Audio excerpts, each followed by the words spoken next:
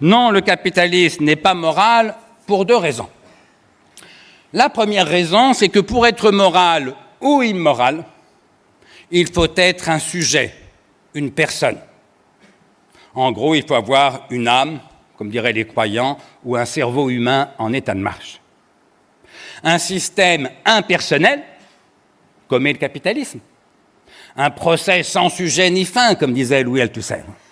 Un système impersonnel ne peut ni être moral, ni être immoral. Il est, par définition, amoral. Amoral en donnant au préfixe « a » son sens purement privatif. J'entends par là que la morale est sans pertinence aucune, pour décrire ou pour expliquer quelque processus économique que ce soit. Vous pourriez m'objecter, bon, d'accord pour le capitalisme, mais les individus, vous et moi, qui faisons fonctionner le capitalisme, nous, on est des individus. Et donc, pour nous, la question morale se pose. Oui.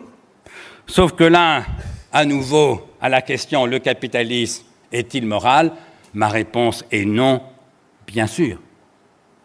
Parce qu'enfin, que je sache, si on prend maintenant l'angle des motivations individuelles, que je sache, le capitalisme ne fonctionne pas à la vertu, à la générosité ou au désintéressement. Le capitalisme fonctionne tout au contraire à l'intérêt personnel ou familial. Disons le mot, le capitalisme fonctionne à l'égoïsme.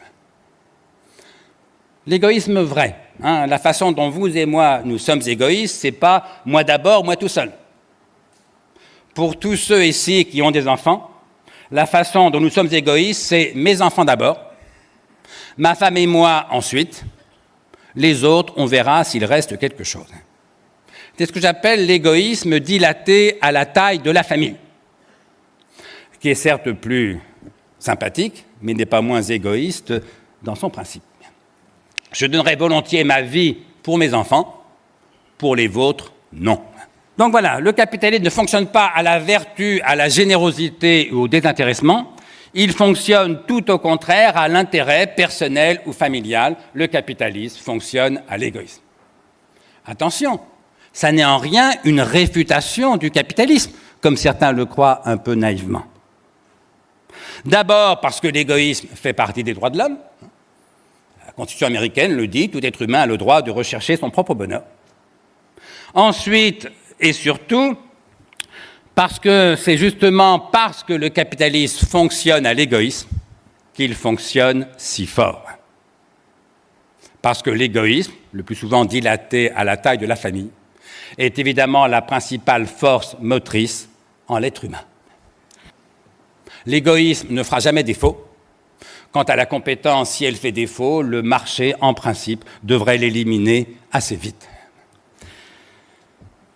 Le capitalisme fonctionne à l'égoïsme, c'est pourquoi il fonctionne si fort.